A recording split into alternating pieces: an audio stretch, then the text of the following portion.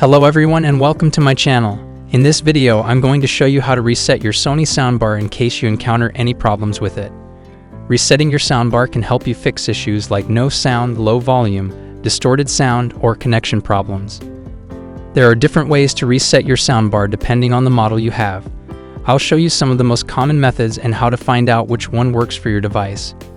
The first method is to press and hold the power and volume down buttons on the soundbar for more than 5 seconds.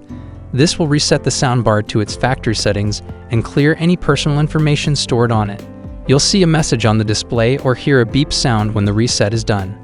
This method works for models like HTS100F, HTCT290, HTCT800, HTG700, HTES2000, HTES200F, HTES350, HTX8500, HTX9000F, and HTZ9F.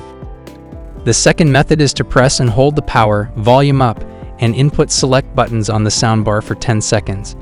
This will also reset the soundbar to its factory settings and clear any personal information stored on it. You'll see the display lights start blinking or the audio indicator flash when the reset is done. This method works for models like HT-RT3. If this combination doesn't suit your needs, give this alternative a try. Press and hold the power, volume down, and input select buttons simultaneously for around 5 seconds. The third method is to use the remote control to access the setup menu and choose the resetting option. Press the home button on the remote control.